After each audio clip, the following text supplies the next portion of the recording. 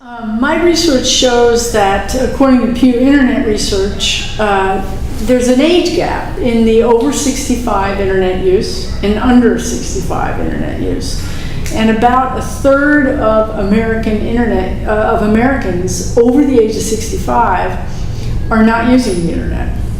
Whereas 90% of all Americans use the internet. Yeah. So there is an age gap, but my research also shows that that age gap is narrowing.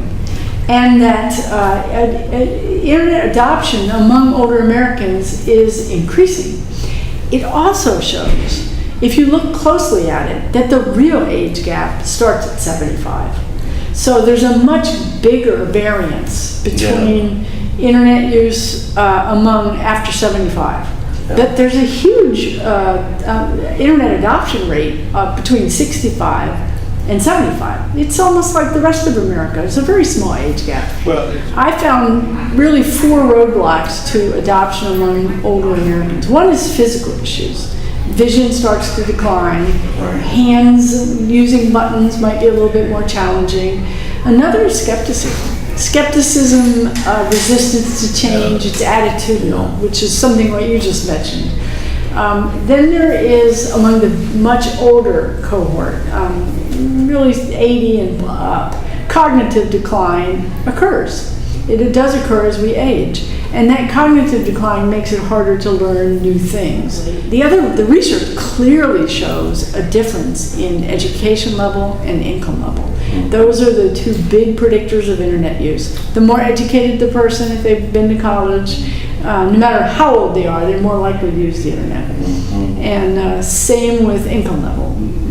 More over $75,000 a year income, and internet use is above 95%, above 90%. I think it's 94%. The New York Times had a very good article in February of this year called "Welcome to the Post-Text Future," and in the article they pointed out something like billions of videos viewed every day on YouTube, tons of podcasts listened to, just huge quantities of visual and audio material consumed on the internet.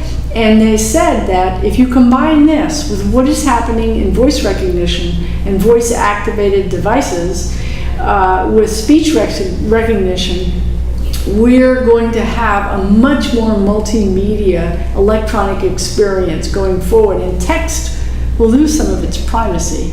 But now we are seeing text may be losing some of its primacy. I don't think it's going away, but I really do think that voice is the technology to pay attention to right now, without question. It was in the rise of voice-activated virtual assistants and even news voice bots. This is huge. I think medicine and education are the 2 biggest areas for virtual reality.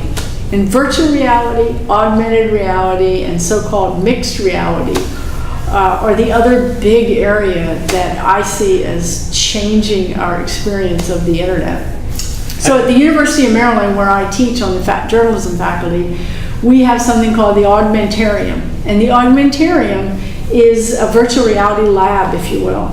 It is partnered with Johns Hopkins University and the health center there to create virtual simulations of what goes on in the ER, in the emergency room. And those experiences let people feel and learn what it's like to have an incoming patient and do surgery. Yeah. And they come in with all the virtual reality camera, meaning the university people.